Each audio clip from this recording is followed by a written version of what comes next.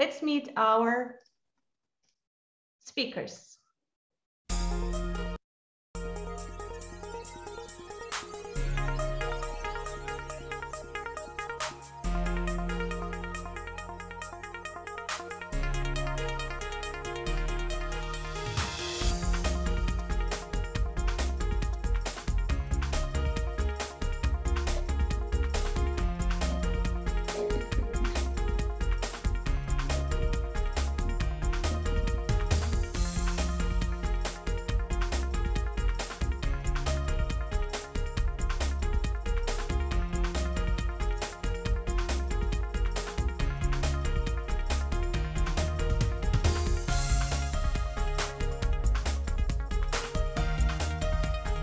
Let's give the screen to Rüveyda Hoca this time. And after that, we will have this second breakout room. Then we will wrap up all the ideas. Yes, Rüveyda Hocam, the screen is yours. You can. Okay.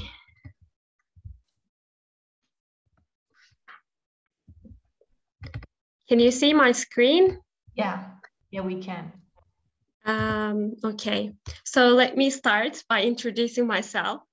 So I'm a junior student at Barton University, and I'm a CELTA certified teacher and received my CELTA certificate like 2 or 3 months ago, so I'm very new. Oh, congratulations. Thank you. I know. Yeah, it's really hard, but at the end, it's worth it. And I'm still studying at Barton University, so I'm prospective and novice teacher. And also I'm teaching this twins, so I'm also a part-time teacher. So can you see the next slide, flip learning, or I have to start the, okay, let me start again because it happens. It's okay. Now you can see, I think, flip learning. Yeah, we can. Yeah, okay, so as Setan Hocam said, and with her all Instagram stories, we're going to talk about flip learning. Okay, so can you see it right now? Because okay, very good. Yeah. So firstly, before jumping straight to talk about flip learning, I want to talk about some traditional pattern that we follow in our classes. What we do is that we, as teachers, introduce the topic during the class hour, explain. And if there's some students, they take notes, they listen to us. And later, if we have time, this rarely happens, we assign projects or maybe homeworks, like at the end of the lecture, at the end of the class. And I don't know, have you ever heard about I will expressions, but I created it myself because I heard them a lot during my study time. And these I will expressions are basically these sentences, such as like, let me finish explaining, I will come back to your question at the end. Never happens. I will answer a question in the break time. Never happens. You can email me your questions. Unfortunately, never happens. Feel free to contact me for further questions. Unfortunately, never happens. So why are there these I will expressions? So there are some reasons. The first reason maybe teachers want to cover their curriculum, and the reason maybe it's because of the mutual exams. They they have colleagues and they say that let's have this exam and let's ask same questions or something like that. So maybe that's one of the reasons. And the second or third reasons are similar. Students forget to ask their questions, or either we forget as teachers answer students' questions. And the most important issue is, I think, the time. Time is not enough because we spend too much time and energy trying to keep the students quiet. Don't do this, don't do that. Oldum otur yerine, kızım kalk. So that stuff. So then what's unique about flipped learning? Of course, we are not physically flipping the classroom, but we're flipping the traditional pattern. So what we do is teachers... Sometimes I wish to flip the classroom physically. Sorry, go on. So what we do is we basically record. That's what flipped learning is about. We record lectures and we share them in a platform. And students watch the lectures before the class. They take notes, maybe jot down some questions. And the class time is about discussions and group activities. So this is an example of traditional classroom versus flipped classroom method. So as you can see, this is for 1 hour lesson, but in Turkey content, we can adopt to 40 minutes. And it's like, here we end the lesson and we don't even have time to have discussion with our students. But in flipped learning, we can have a lot of time to discuss and improve learner autonomy, actually have discussions, further discussions. So let me just compare and contrast this traditional classroom and flipped learning. So in traditional classroom, students are able to listen to the lecture once. This is really bad because I'm auditory learner actually, because I have to listen the lecture twice or many times. So this is good for students like me. And in traditional classroom, it's based on memorizations. And in flipped learning, it requires students to develop their 21st century skills, the skills that we want our students to have: problem solving, having further discussions, collaborative learning. And in traditional classroom, it's teacher-centered. It's the teacher who talks a lot. But in flipped learning, student-centered. They do the work, and we act like a prompter or someone who encourages. And in traditional classroom, students are there to absorb the information, whereas in flipped learning, they can express their opinions, they can explain why, they can defend their ideas. And for the language class, in traditional classroom, we have like less focus on speaking skills. We always put the speaking skills behind because we are the one, we explaining the grammar first and every time. So this is, I think, a disadvantage for a traditional classroom. And in flipped learning, it's not only improving speaking skills, but also the other skills. It depends on the activity you create. You can improve their writing skills, you can improve their reading skills. It depends on the material or the content you teach, actually. So the 4 pillars of flipped learning, it requires flexible environment. As Ismail Hocam talked, I think, he said that students can watch the videos every time. And also it's good for the individual, it's good for the getting awareness of this individual differences. I mean, there are some students who understand by using visuals, and some students like me, auditory learners. So you can create your materials according to that students' needs. And the second one is learning culture. So language classrooms are a bit different than the other teacher or other contents, let's say, because we are actually explaining the culture. And as you know, English has become a lingua franca. Maybe we can use other cultures, we can use non-native cultures as well, and then we can explore the topic, explore the content we teach in deeper levels. We can ask students questions, students' opinions about a certain topic. And I think this is my favorite one because it's intentional content. What you send to your students is the things that you chose already. You know that before the class, they're going to have this kind of ideas, and then you can improve the topic that they want to, you want to achieve, or you want to have at the end of the lesson to be learned. Maybe I think this is my favorite. It's intentional contents. And sometimes in the class, I don't know, this really sometimes not happening, but in flipped learning, it can.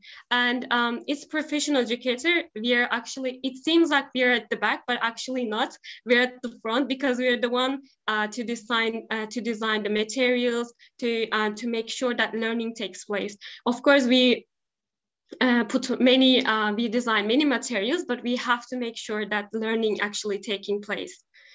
So I want to link this this method with classroom management, because in the last webinar, TIT, we talk about the classroom management, and we always ask that, who gets my time? And I heard some teachers typing on the chat saying that I don't have time to play, more hands-on activities. I think this is a really good way to use this method to improve students' skills, or to in order to have this language skills at the front. And this is also very good for the improving healthy relationship between teacher and student, because in traditional classroom, I know my days. I remember when I was a student at high school, I didn't really have time to have this chat with my teacher because she was the one who speaks a lot and I was the one listening. So I didn't really have time to talk. I think this is a really good method for developing healthy relationships with teacher and with our students. So of course, there are possible cons. There are things that we should consider. For example, trusting students, as Ismail Hocam has already talked about some of them. We have to make sure that students are actually watching the videos at home, because if not, then our method will not be applicable. And it's too much work for the teachers. Of course, we are not only teaching to one class, we have many classes to teach, and we have to design a lot of activities. So I think it requires a workload for teachers. And not all students are able to connect the internet or the video. And in the breakout rooms, we try to come up with the solutions. And the solution that in my breakout room we found is using USBs. I don't know if it's good, but because they don't really require internet connection, maybe it's a good way to use USBs. And printed materials, of course. And the time spent in front of the computer increases. This is also this. The parents' arguments. They're complaining about we're sending our students to school to have social interaction, and you're giving us that videos to watch. We don't really have family time. Maybe these are some complaints that parents make. And this is really exciting because I'm going to share my experience with Philip Learning. At Barton University, I don't know if you know, Fatma Gümüşok Hocam, she used this technique with my class. And she was teaching this world Englishes and culture lesson. And this word Englishes means, like, as you know, English has become a lingua franca, and not only non-natives, but also non-natives actually reaches the language itself. We were discussing Singaporean English, we were discussing Turkish English, Japanese English, and it was really nice. And we were also using this method in English teaching curriculum. What she was doing was that she was uploading the videos on EDARS before the class, and we were watching the videos, taking notes. And in the class, we were analyzing the curriculums, we were analyzing the cases, the contents, the books, or we were watching some videos and we were trying to guess, like, was it Singaporean English or was it Japanese English? So it was really nice, I think. Philip Learning, if it's really, if you put really hard work in it, I think students enjoy it a lot. I am the one, so I enjoy it a lot. So I also asked my friends' thoughts on this Philip learning method. I said, like, can you describe this method in one adjective? And these are my classmates' responses. They said it's effective. They sometimes said hard, high-powered job. It's also high-powered job for the student because they have to watch it. They have to spare some time at home. Actually, this is not easy. There are other assignments to complete. It's difficult, they said. It's useful, fast, informative. And I asked them if you have ever taken notes while watching these videos, and if you're not, can you specify why? Or if you couldn't watch the video, can you specify why you couldn't? And the answers were like that. The first answer was stated like 2 times. One of my friends said, mostly I didn't have time to watch because of my other courses assignments, and sometimes due to the internet connection problem. Even at the university level, we have this internet connection problem. So this is, I think, a really big issue.